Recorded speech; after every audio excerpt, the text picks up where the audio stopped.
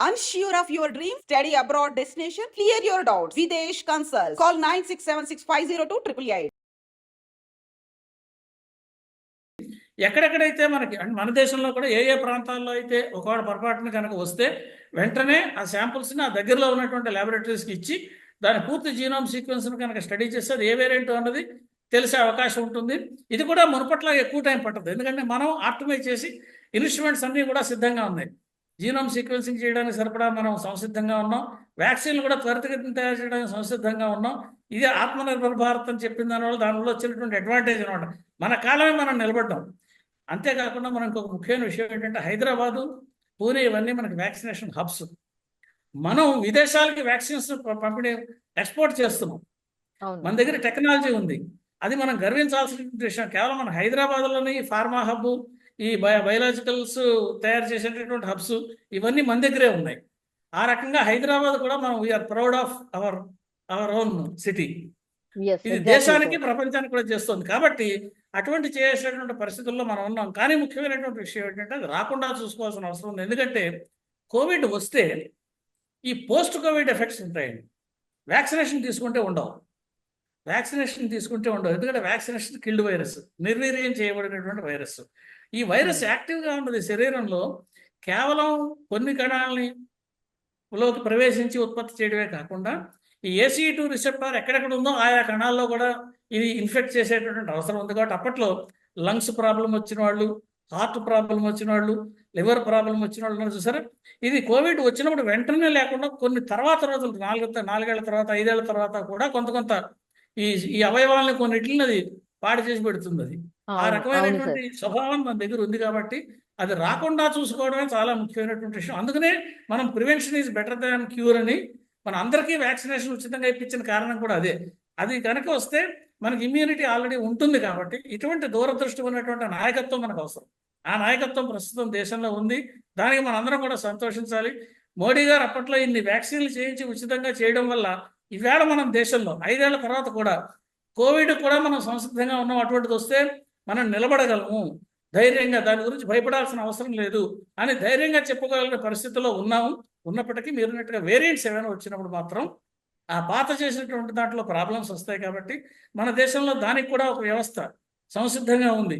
ఈ consortium laboratories ఎక్కడెక్కడైతే ఉన్నాయో, ఎవరికైతే కోవిడ్ వచ్చిందని చెప్పి నిర్ధారణ అయిందో వాళ్ళ శాంపుల్స్ని వెంటనే డాక్టర్స్ కూడా పంపిస్తారనుకోండి, వాళ్ళు కూడా సంసిద్ధంగానే ఉన్నారు. వాళ్ళు వచ్చినటువంటి కొత్త వేరియంట్ వచ్చింది అంటే వెంటనే దాన్ని ల్యాబొరేటరీకి పంపించి ఏ వేరియంట్ అని వెంటనే కూడా గుర్తించగలిగేటువంటి శక్తి సామర్థ్యాలు మన దగ్గర ఉన్నాయి. కోవిడ్ వచ్చినప్పుడు పరిస్థితి వేరు, ఇప్పటి పరిస్థితి వేరు. కోవిడ్ వచ్చినప్పుడు మన పరిస్థితి ఏంటి? మనకి కనీసం పర్సనల్ ప్రొటెక్షన్ కిట్ కూడా ఏం వాడాలో కూడా తెలియదు. దాన్ని ఎలా గుర్తించాలో తెలియదు. మనకి సడన్గా అటాక్ అయింది ఒక వైరస్, అది ఏ వైరస్సో తెలియదు. దాని లక్షణాలు తెలుస్తున్నాయి, మనుషులు చచ్చిపోతున్నారు, ఏం చేయాలో తెలియట్లేదు.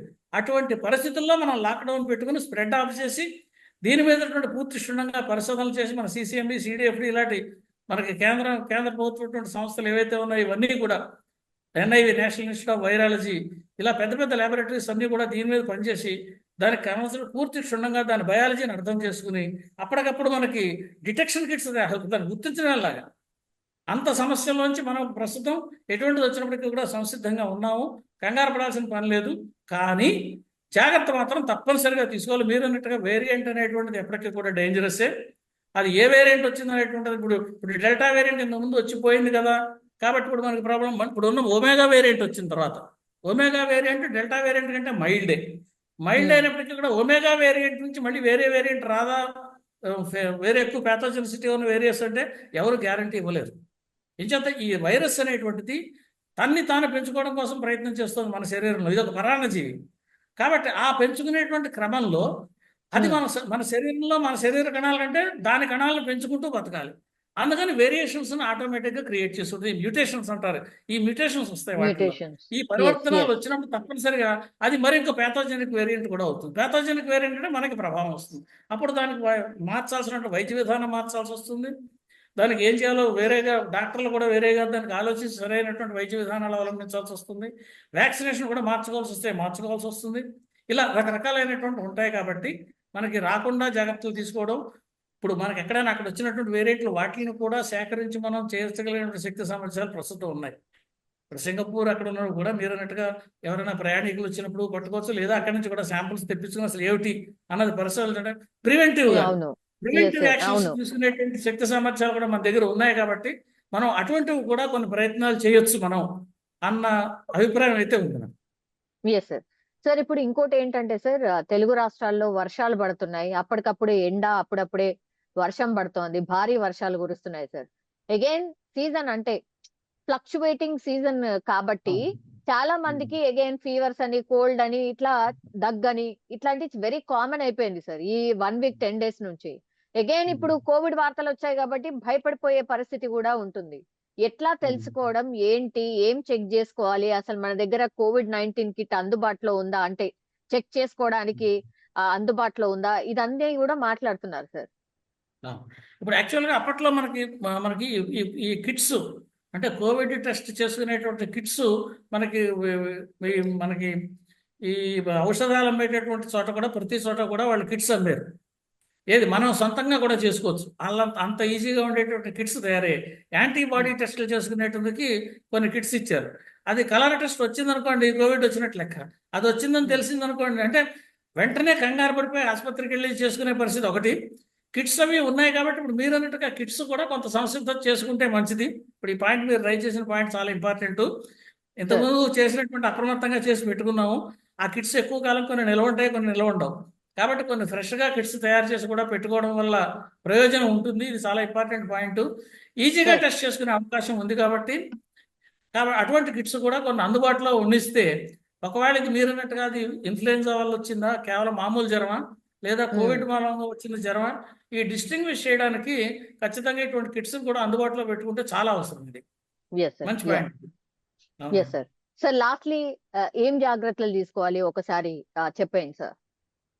మళ్ళీ ఒకవేళ మనకి దూరంగా ఉండడం అంటే 2 గజాల దూరంలో ఉండడం ఇవన్నీ మామూలు.